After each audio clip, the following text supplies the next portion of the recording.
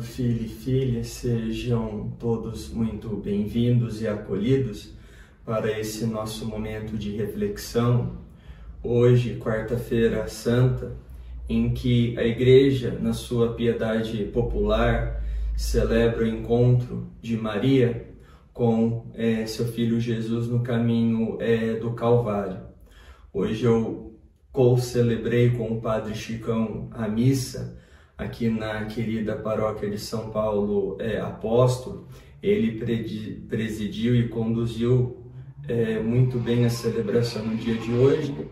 Então gostaria de apenas fazer essa reflexão das leituras de hoje, do Evangelho de hoje, melhor dizendo, e também desse significado do encontro de Maria com seu filho carregando na cruz, levando ao Calvário. Então, rezemos então o Evangelho da celebração do dia de hoje. O Senhor esteja convosco, Ele está no meio de nós. Proclamação do Evangelho de Jesus Cristo segundo Mateus. Glória a vós, Senhor. Naquele tempo, um dos 12 discípulos, chamado Judas Iscariotes, foi ter com os sumos sacerdotes e disse: "O que me dareis se vos entregar Jesus?" Combinaram então 30 moedas de prata. E daí em diante Judas procurava uma oportunidade para entregar Jesus. No primeiro dia da festa dos ázimos, os discípulos aproximaram-se de Jesus e perguntaram: "Onde queres que façamos os preparativos para comer a Páscoa?" Jesus respondeu: "Ide à cidade e procurai certo homem e dizei: o mestre manda dizer, o meu tempo está próximo, vou celebrar a Páscoa em tua casa, junto com meus discípulos." Os discípulos então fizeram como Jesus mandou e prepararam a Páscoa. Ao cair da tarde, Jesus pôs-se à mesa com os 12 discípulos. Enquanto comiam, Jesus disse: "Em verdade eu vos digo, um de vós vai me trair." Eles ficaram muito tristes e um por um começaram a lhe perguntar: "Senhor, será que sou eu?" Jesus respondeu: "Quem vai me trair é aquele que comigo põe a mão no prato. O Filho do Homem vai morrer conforme diz as Escrituras a respeito dele. Contudo, ai daquele que trair o Filho do Homem. Seria melhor que nunca tivesse nascido." Então Judas, o traidor, perguntou: "Mestre, serei eu?" Jesus lhe respondeu: "Tu o dizes." Palavra da salvação. Glória a vós, Senhor. Esse evangelho é muito emblemático, especialmente sobre a figura de Judas. Mas antes de continuarmos, rezemos juntos. Santo anjo do Senhor, meu zeloso guardador, se a ti me confiou a piedade divina, sempre me rege, me guarde, me governa, me ilumina. Amém. A cruz sagrada seja minha luz, não seja o dragão meu guia. Retira-te, Satanás, nunca me aconselhe coisas vãs. É mal que tu me ofereces, bebe tu mesmo do teu veneno. Amém. Levanta-se Deus, intercedendo a bem-aventurada sempre Virgem Maria, São Miguel Arcanjo e toda a milícia celeste, que sejam dispersos teus inimigos e fujam todos quantos vos odeiam. Em nome do Pai, do Filho e do Espírito Santo. Amém. Então, meus estimados filhos e filhas, continuando, o Evangelho de hoje é muito emblemático por vários motivos. Mas só que aqui eu não quero vir em defesa de Judas, porque o que ele fez foi algo muito triste. Mas só que, estudando um pouco sobre a vida desse apóstolo, que tinha as suas limitações, os seus defeitos, como qualquer um de nós, tem uma certa tradição que diz que Judas Iscariotes, ele pertencia a um grupo em que acreditava-se que o Messias viria libertar Israel, mas através da guerra, da espada, da luta, para poder vingar tudo aquilo que fizeram com Israel, especialmente no tempo do Império. E outros grupos tinham imagens diferentes de quem seria o Messias. E aí provavelmente Judas começa a entrar em conflito em determinado momento da sua vida, porque vê Jesus muito passivo diante das coisas na maioria das vezes, pregando sobre a misericórdia, o reino, a acolhida, a conversão, dizendo que veio ao mundo para servir, para dar libertação àqueles que estão presos ao pecado, dando uma segunda chance para aqueles que se arrependem dos seus erros, enfim. E aí Judas entra nesse conflito. Então, ao entregar o mestre, pode-se passar na cabeça de Judas que seria um empurrão necessário para que aí sim o Messias libertador que veio com a espada iria se manifestar de uma vez por todas. Mas só que quando acontece o momento da traição e Judas percebe que Jesus permanece passivo, pede para que os soldados não façam nada com seus apóstolos porque ele se entregava, provavelmente nesse momento e no caminho de Jesus até o Calvário, é onde Judas entra em desespero e percebe o erro que cometeu. E provavelmente esse desespero faz com que Judas caia em si de fato de quem Jesus é e qual Messias Jesus veio revelar. E aí, infelizmente, nós sabemos como termina essa história, mas só que eu acho engraçado ver grupos dizendo que Judas foi condenado, foi para o inferno, aconteceu isso e aquilo, sendo que a igreja nunca afirmou nada disso, porque o julgamento cabe a Deus. E se alguém entra em desespero e acaba ceifando a sua própria vida, onde fica a liberdade, enfim, e aí isso cabe o julgamento a Deus. Na nossa igreja nós temos a lista daqueles que foram salvos, que são os santos, que estão venerados nos nossos altares, mas também os outros santos desconhecidos porque já estão com Deus na eternidade.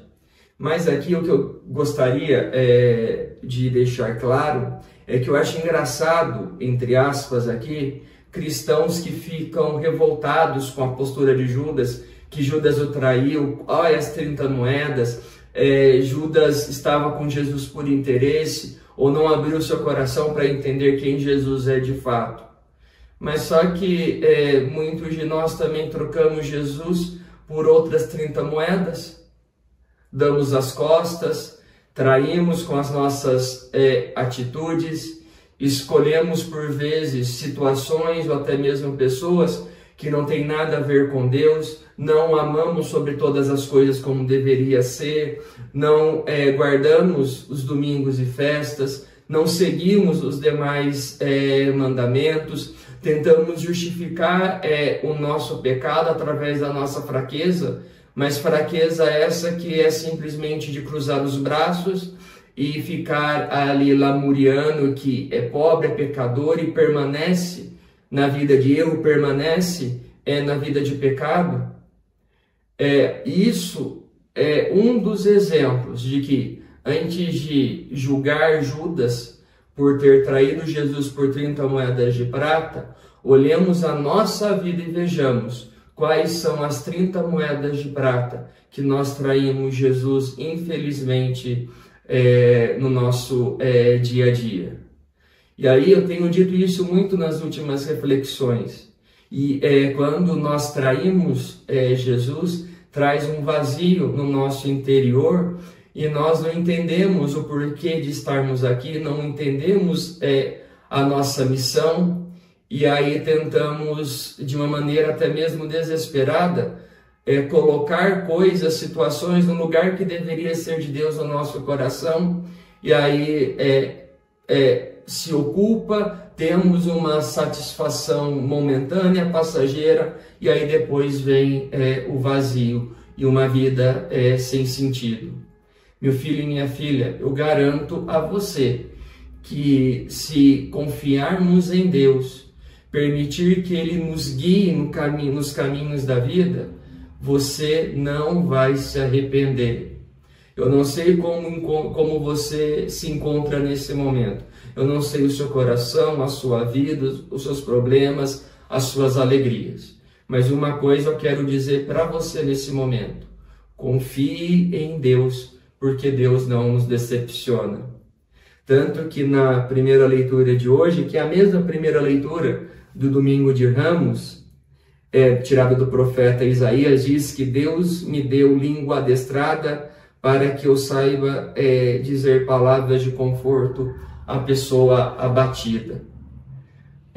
Ser palavra de Deus, se permitir guiar por Deus, ser profeta de Deus, que nós recebemos tal dignidade no nosso batismo, é para ter a capacidade de estender a mão e dizer: você precisa de ajuda?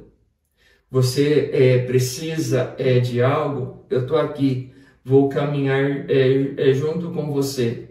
Muitas vezes não precisa dizer nada, mas apenas ser presença de Deus na vida daqueles que tanto precisam. E quando eu digo na vida daqueles que tanto precisam, não são pessoas estranhas muitas vezes, mas são pessoas que estão ao nosso lado, que convivem conosco nas nossas casas, nos nossos trabalhos, nas nossas mais variadas relações de amizade, até mesmo aí sim com os desconhecidos. Que palavra que eu tenho para poder ajudar a confortar essas pessoas? Mas nós só vamos ter essa palavra se nós nos permitirmos também confortar por Jesus Cristo. Se nós também nos permitirmos ser ajudados por aqueles que o Cristo manda em nosso auxílio, para que também estendam a mão a nós e digam: precisa de ajuda? Eu estou aqui, não desanima, vamos caminhar juntos. E é esse o ensinamento da noite de hoje. Quando nós vemos as imagens do Senhor dos Passos e a Senhora das Dores se encontrando, é o encontro da humanidade com o Salvador. É o encontro do discípulo com o Mestre. E lembrar que se nós seguimos Jesus Cristo, a cruz se torna nossa amiga. A cruz se torna nossa aliada, para que a gente entenda o quão dependentes nós somos de Deus, o quanto nós precisamos de Deus na nossa vida. Maria, ao ver seu filho, a espada que traspassa o seu peito, mostra, mesmo com a dor, o sofrimento de uma mãe vendo seu filho ser morto injustamente, mas confiar no propósito de Deus, confiar na missão que Jesus Cristo tinha, confiar de que pela cruz e pela ressurreição nós nos unimos novamente a Deus e podemos ser chamados de filhos e filhas de Deus. Judas, ele infelizmente não teve a oportunidade de se arrepender de fato. Nós temos. Quando trocamos Jesus pelas nossas 30 moedas. Por desejos, por poder, por ambição, por mesquinhez, enfim, qual seja a moeda. Se nós nos arrependemos, Deus vai nos dar uma nova chance. Se nós nos arrependemos, Deus vai nos dar uma nova oportunidade. Basta que a gente acolha essa oportunidade, acolha a graça, se coloque novamente a caminho e se esforce em ser uma pessoa melhor, em ser um cristão melhor. Perfeito nós não somos, mas Deus precisa ver o nosso esforço e mais ainda, o nosso esforço de ajudar o nosso semelhante, o nosso esforço de estender a mão para aqueles que precisam. Repito, sendo apenas presença de Deus. a nossa presença na vida de todos aqueles que Deus enviar para que a gente ajude, para que a gente consiga colaborar, para que a pessoa volte o coração, para que a pessoa permaneça junto de Deus. Que essa Semana Santa, amanhã, quinta-feira, dando início ao Tríduo Pascal, o nosso coração realmente possa se encher de alegria. Como o Evangelho disse, Jesus mandou os discípulos para um homem para dizer que Jesus iria fazer a Páscoa na casa daquela pessoa. Então, a partir de amanhã, com o início do Tríduo Pascal, Jesus quer fazer a Páscoa na sua casa, no seu coração, na sua família. Jesus quer fazer a Páscoa, Jesus quer ouvir a sua oração, o seu pedido, fazer a Páscoa na sua casa e você poder apresentar aqueles que precisam de conversão, precisam de ajuda, aos quais você também intercede. Então, abra o seu coração, prepare o salão, porque Cristo vai fazer a Páscoa na sua casa, na minha casa, quando nós iniciarmos então no dia de amanhã o Tríduo Pascal. Que Deus realmente nos ajude, pedindo sempre a intercessão de Maria, rezemos. Ave Maria, cheia de graça, o Senhor é convosco.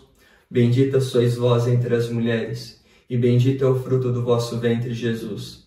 Santa Maria, Mãe de Deus, rogai por nós, os pecadores, agora e na hora de nossa morte. Amém.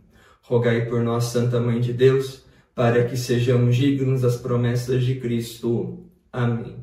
E Deus pede para que eu diga para você mais uma vez, não desanime, não perca a fé. Deus tem olhado o seu coração, Deus tem olhado o seu choro, Deus tem preparado algo maravilhoso na sua vida. Mesmo que você não veja, mesmo que você não consiga enxergar agora, confie, porque o melhor de Deus está por vir na sua vida e na vida daqueles aos quais você tanto ama e intercede. Recebam então a bênção que vem de Deus. O Senhor esteja convosco, Ele está no meio de nós. Pela intercessão da bem-aventurada sempre Virgem Maria, de São José, seu esposo, e de São Paulo apóstolo, abençoe-vos Deus Todo-Poderoso, Pai, Filho e Espírito Santo. Amém. Bendigamos ao Senhor, demos graças a Deus. Ide em paz, o Senhor vos acompanhe. Cristo vai celebrar a Páscoa no seu coração, na sua casa. Prepare o coração e prepare a sua vida para o novo e para as surpresas de Deus que Ele vai conceder na vida de todos aqueles que confiam, que esperam e que sabem que Deus sempre terá o melhor. Mais uma vez, Deus os abençoe, fiquem com Deus e boa celebração do Tríduo Pascal.